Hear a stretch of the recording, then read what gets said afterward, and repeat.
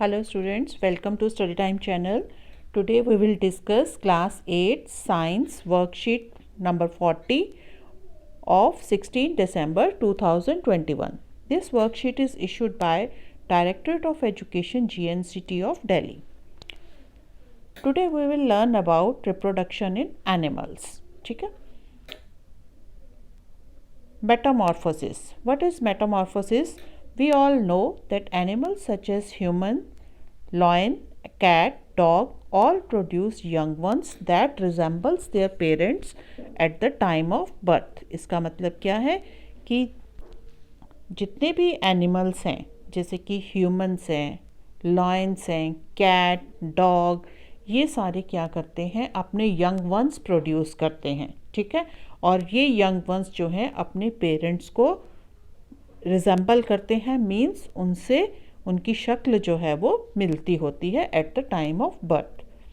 But did you know that there are few organisms that produce young ones that do not resemble with their parents. लेकिन कुछ ऐसे organisms हैं जो अपने आगे प्रोड्यूस करते हैं, यंग वंस को बर्थ देते हैं, लेकिन उनकी जो है शक्ल जो है वो अपने पेरेंट्स के साथ नहीं मिलती होती at the time of birth. ठीक है. Can you name them? Recall the life cycle of silkworm which we have already learn in class 7th. कि हमने 7th क्लास में life cycle of silkworm पढ़ी थी. ठीक है. उसमें हमने देखा था कि पहले सिल्क वॉर्म जो है एग ले करते हैं. एग्स जो हैं वो किस में कन्वर्ट हो जाते हैं, लार्वा या जिसको हम बोलते हैं कैटरपिलर में चेंज हो जाते हैं. और फिर उनमें ग्रोथ होती है, वो प्यूपा में चेंज हो जाते हैं. और प्यूपा के बाद फिर ग्रोथ जब होती है तो वो किस में बदल जाते हैं, एडल्ट सिल्क वॉर्म में बदल जाते हैं. ठीक है. तो यहाँ से देखिए एग से वो शुरू हुए और फिर वो एडल्ट में जाके वो एडल्ट सिल्क वॉर्म जो है वो बन जाते हैं. We see that caterpillar or pupa of silkworm looks very different from the beautiful adult moth. कि जब वो अंडे देता है उसमें से कैटरपिलर निकलते हैं. ठीक है. वो और जो एडल्ट ब्यूटीफुल एडल्ट मॉथ जो होता है, ठीक है, जो बाद में जो वो रेशम का कीड़ा जो निकलता है वो बहुत ब्यूटीफुल होता है और उससे जो है अपने कैटरपिलर से काफ़ी डिफरेंट होता है. These features are present in the adults are not found in these young ones. कि जो फीचर अब एडल्ट मॉथ में थे, ठीक है, एडल्ट रेशम के कीड़े में थे, वो उसके एग में या उसके लार्वा या कैटरपिलर में उतने अच्छे फीचर्स जो थे वो नहीं थे. Frog is another such example. तो फ्रॉग जो है उसमें भी ऐसे ही होता है कि जब जो इनिशियल स्टेज पे जो उसके एग्स होते हैं और जब वो ग्रो कर जाता है वो उससे टोटली डिफरेंट होते हैं. तो हम पढ़ेंगे life cycle of frog consist of 3 different stages. तो उसकी 3 स्टेजेस कौन कौन सी हैं? पहला तो है एग. फ्रॉग ने एग ले किए, वो किस में ग्रोथ हुई, वो किस में बदल के टैडपोल में. टैडपोल से वो फिर किस में उसमें ग्रोथ होगी तो वो एडल्ट में बदल गए. ठीक है. जैसे यहाँ पे दिखाया गया, ये देखिए यहाँ पे एडल्ट फ्रॉग है, उसने यहाँ पे एग ले किए, एग में से अर्ली टैडपोल बना. ठीक है. और अर्ली के बाद यहाँ पे ये लेट टैडपोल जो है ग्रोथ हो गई, टैडपोल ये वाला बन गया आपका. और फिर ये टैडपोल ग्रो करके एडल्ट फ्रॉग में जो है वो कन्वर्ट हो जाता है. तो अब देखिए यहाँ से और यहाँ से पूरा ये घूम के आया ना यहाँ पे, तो ये जो है इससे बहुत चेंज है. ठीक है. तो यहाँ पे देखिए the eggs hatch to produce the larva stage of frog which is known as tadpole. कि जो एग फ्रॉग जो है वो एग देता है. एग्स जो हैं वो क्या प्रोड्यूस करते हैं, हैच होते हैं. ठीक है. और क्या प्रोड्यूस करते हैं, लार्वा प्रोड्यूस करते हैं जिसको हम टैडपोल भी बोलते हैं. The tadpoles have tail and fins just like the fishes. जैसे फिश में फिन्स होते हैं, टेल होती है, इसी तरह से ये जो टैडपोल होते हैं, टैडपोल में भी टेल और फिन्स होते हैं। They are able to swim in water like fishes.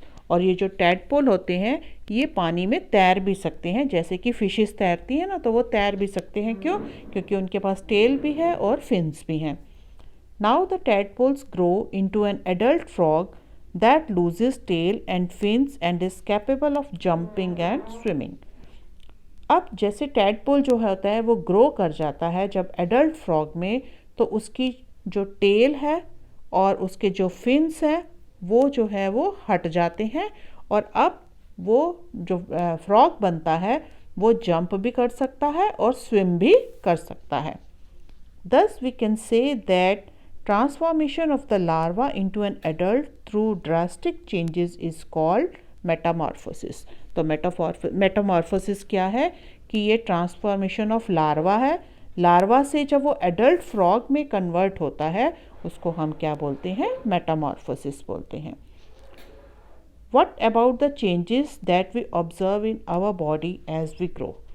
हमारे में भी जो ग्रोथ होती है तो हम अपने क्या ऑब्ज़र्व करते हैं अपनी बॉडी में?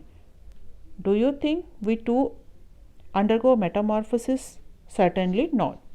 हमारे अंदर जो है वो मेटामॉर्फोसिस की प्रोसेस जो है वो नहीं होती। In human being body parts similar to those present in the adults are present from the time of birth, so we can say that metamorphosis is not seen among human beings। कि human beings में जो है वो Metamorphosis की process नहीं होती। क्यों नहीं होती? क्यों? क्योंकि body parts similar to those present in the adults are present from the time of birth, so that we can say that metamorphosis is not seen among human being। कि हमारे जो है बॉडी पार्ट्स जो हैं जैसे हम birth के time होते हैं वो सिमिलर होते हैं बाद में, और बर्थ के टाइम उनमें कोई चेंजेस नहीं होते, तो इसलिए हमारे में जो है वो मेटामॉर्फोसिस की प्रोसेस नहीं होती। तो चलिए अब इसके जो क्वेश्चंस हैं डिस्कस करते हैं। Question number 1, define Metamorphosis, give 2 examples. तो मेटामॉर्फोसिस की जो है यहाँ पे डेफिनेशन देखिए ये है। क्वेश्चन नंबर 1 हो गया, ये आपने डेफिनेशन लिख लेनी है मेटामॉर्फोसिस की, और इसके एग्जाम्पल कौन से हैं? फ्रॉग और दूसरा क्या था? सिल्कवॉर्म। ठीक है। Question number 2, explain in short the life cycle of silkworm. तो लाइफ साइकिल ऑफ सिल्कवॉर्म यहाँ पे हमने डिस्कस की थी, ये आपको यहाँ डिस्कस कर देना, यहाँ सारा लिख लेना। एग से क्या बना? Larva, larva to pupa, pupa to adult mother moth. तो ये आपका सारा हो जाएगा क्वेश्चन नंबर 2। नेक्स्ट देखिए question number 3, explain briefly the life cycle of frog. तो लाइफ साइकिल ऑफ फ्रॉग में आप पहले तो ये दोनों डायग्राम्स बना के और ये सारा डिस्कस कर दोगे, तो यहाँ तक ये आपका हो जाएगा क्वेश्चन नंबर 3। ठीक है। फिर नेक्स्ट क्वेश्चन है, does Metamorphosis occur in human beings. तो हमने अभी ऊपर डिस्कस किया था, तो हम लिखेंगे no, metamorphosis doesn't occur in human beings. Why? तो यहाँ पे ये आपका रीज़न है, because body part similar to those present in the adults are present from the time of birth, so we can say that metamorphosis is not seen among human beings। तो ये आपका हो जाएगा क्वेश्चन नंबर 4। तो इसी तरह से हमारी ये सारी वर्कशीट बेटा कंप्लीट होती है। अगर आपको ये सारी वर्कशीट अच्छी लगी है, समझ में आई है, तो मेरा चैनल लाइक और सब्सक्राइब कीजिए, ताकि और बेल आइकन को भी प्रेस कीजिए, ताकि आने वाले जितने भी नए वीडियोज़ होंगे उनकी नोटिफिकेशन आपको आपके मोबाइल पर सबसे पहले मिल जाएगी। थैंक यू बेटा।